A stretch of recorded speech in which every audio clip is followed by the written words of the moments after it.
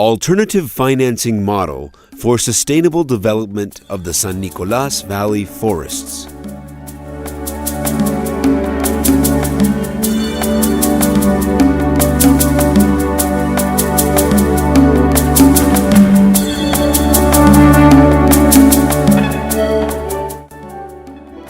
Surrounded by the green mountains of the Central Andes and the rivers that feed the country's main hydroelectric reservoirs is the region known as Eastern Antioquia, situated in the province of Antioquia, Republic of Colombia. It is an agricultural area that produces a wide variety of products for various industries, as well as an ecotourism center thanks to its beautiful landscapes and the kindness of its inhabitants.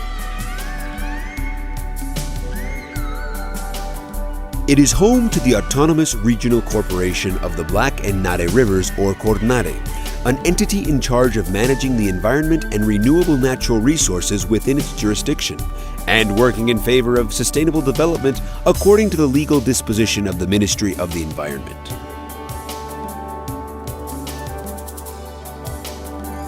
The sub-region of the valleys of San Nicolas in eastern Antioquia covers an area of 193,000 hectares, at an altitude ranging from 800 to 3,100 meters above sea level. It includes the municipalities of Guarne, Río Negro, Marinilla, La Ceja, El Retiro, El Carmen de Viboral, El Santuario, San Vicente, and La Unión, with a total population of approximately 354,000 inhabitants.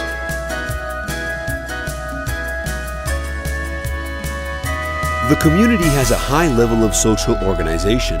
There is an important forest reserve and an undeniable water resource. Yet, urbanization, expansion of industrial crops, inadequate forest management, and a drop in quality of life due to rising poverty are factors that constitute risk for the region and its forests in particular.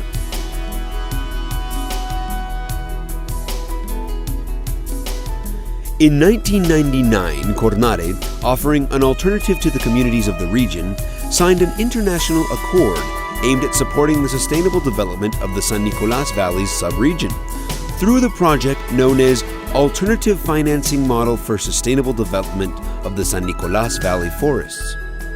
This accord was signed by the International Tropical Timber Organization, or ITTO, an organization comprised of consumer and producer countries of tropical woods, the Swiss Federal Institute of Investigation, Technology, and Material Testing, or EMPA, and the Ministry of the Environment, Housing, and Territorial Development. This project is financed by government resources of Switzerland, Japan, and the United States. En el proyecto tenemos 45,000 familias. Es bien importante que este proyecto es altamente redistributivo, diferente a otros proyectos de MDL. ¿Por qué? Porque todos los ingresos que se perciban por la venta de certificados de reducción de emisiones van a redistribuirse en este total de familias que normalmente en un 80% son familias que tienen entre 1 y 2 hectáreas y vamos a empezar a trabajar en forma sostenible el bosque, a tener programas de agroindustria, tratar de ayudar microempresas y sobre todo lo más importante, desarrollar agroforestería. The project aims at mitigating rising concentrations of atmospheric carbon, one of the main causes of climate change, as well as coinciding with the objectives of the ITTO.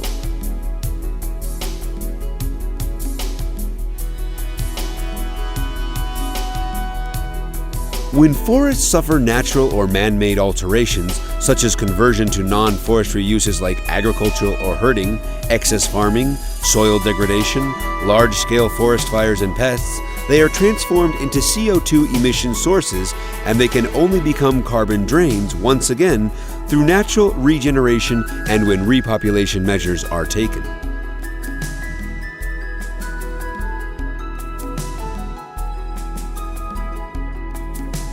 So, it is particularly important for developing countries to carry out carbon emission reduction projects to attract foreign investment.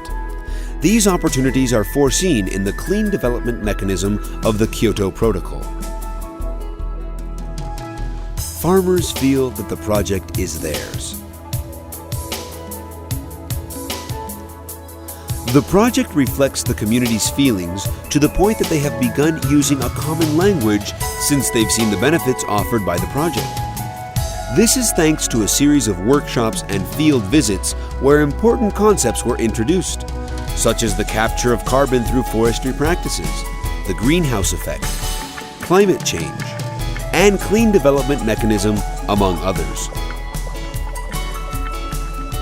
La idea es que con el calentamiento que está sufriendo en estos momentos la capa de ozono, digámoslo así, entonces es un proceso que hace una transformación de la captura del carbono y se libera el oxígeno, y entonces eso es lo que a los otros países les interesa, es eso, que nosotros toda esa contaminación la estemos, digámosla, procesando con estos trabajos que estamos haciendo, y ellos entonces a la vez estamos limpiando el medio ambiente. Ese me parece que es como lo más importante de este proceso, de lo que ellos quieren hacer con el trabajo que está haciendo con las diferentes parcelas.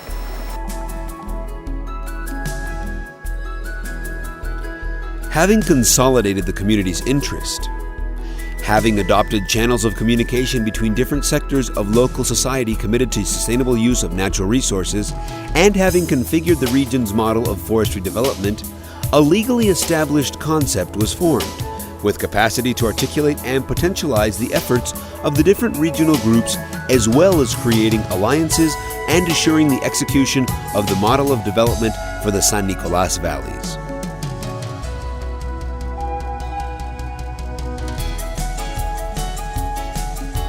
That is how Más Bosques was born, a regional promotional partnership created to benefit the sector's social and harmonious development.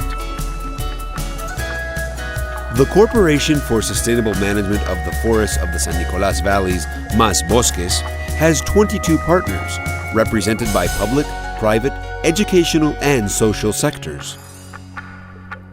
Más Bosques and Cornare are currently negotiating with the World Bank Biocarbon Fund, and the project is being presented to many international investors.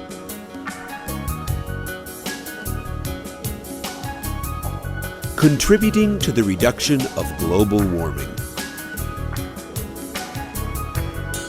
Through the implementation of the project, the region will be able to enter the CO2 emission reduction certified market with a potential 1.6 million tons of CO2 equivalent, thus becoming a product as stipulated in the Kyoto Protocol. The region will be able to enter the verifiable emission reduction market with a potential 800,000 tons of CO2 equivalent for a volunteer market and offer countless possibilities of environmental service sales. An alternative for local communities. The most important aspect of the project is that it was conceived by and for the community, who after 3 years since its initiation see it as their own because they were present when it was created. They have participated in all activities, they have made propositions, they have learned how to sustainably manage their forests, and they can visualize a promising future because they have felt accompanied not only by Cornare, but also by such important international entities as the ITTO and EMPA. En cuanto a lo que es toda la parte de manejo de parcelas agroforestales, ha sido una percepción muy positiva por parte de Cornare, y pues felicitamos pues a la entidad para que continuemos en esta tónica de trabajo con la comunidad y medio ambiente. The feeling is reciprocal because these institutions see the high potential these communities have to continue working, and that is why they have not hesitated to support the second phase of the project, where conservation activities take place. An opportunity for new productive activities. The planning of activities for sustainable management of forests took place at a regional forum with the participation of national and international experts and representatives of the different social sectors. This is how technical aspects, the creation of local employment, and fair distribution of benefits created were included in the systems of sustainable management of forests. Ya, por ejemplo, estos eucaliptos, vea este árbol. Tiene una altura más o menos de 6 metros, casi 7 metros. Y ha correspondido muy bien inclusive no tiene ni los 2 años todavía, tiene nada más por ahí unos 20 meses más o menos. Y espero pues con el tiempo sacarle mejores beneficios a estos árboles. As a result, 17 productive systems were designed that include commercial reforestation, agricultural forestry arrangements, semi-wild shepherding, timber farms, and forest enrichment. Every system was ratified with the community insofar as the definition of species as well as the establishment of limits and responsibilities. These systems have forest species of economic and ecological value, such as cedar, alder, pine, bamboo, and oak, among others, for higher altitude, and guayacan or linum vitae, chestnut, and walnut for lower altitudes, as well as fruit and agricultural species such as coffee, corn, manioc, lulo, sugarcane, borojo, citrus trees, sapodilla, and avocado, which are grown for consuming and sold to generate economic income. Quiero que este sea el momento para agradecerle a todas las entidades que nos han apoyado, a la Corporación Cornare, a la OIMT, al EMPA, al Ministerio del Medio Ambiente. Agradecerle no solamente porque reconocemos el beneficio que le hacen a la humanidad, sino también porque los campesinos, en base a todas las actividades que se desarrollan en estos procesos, tenemos la seguridad alimentaria y porque nos fortalecemos en todas estas actividades de capacitación, nos fortalecemos como comunidades. This project, conceived for 45,000 families, continues as a pilot project in Colombia, since the community is benefiting from it with the establishment of lots and agricultural and forestry products that can be used in the future, as well as the creation of employment. But above all, the entire world is benefiting through the combination of community effort, national and international effort, aimed at preserving life on the planet.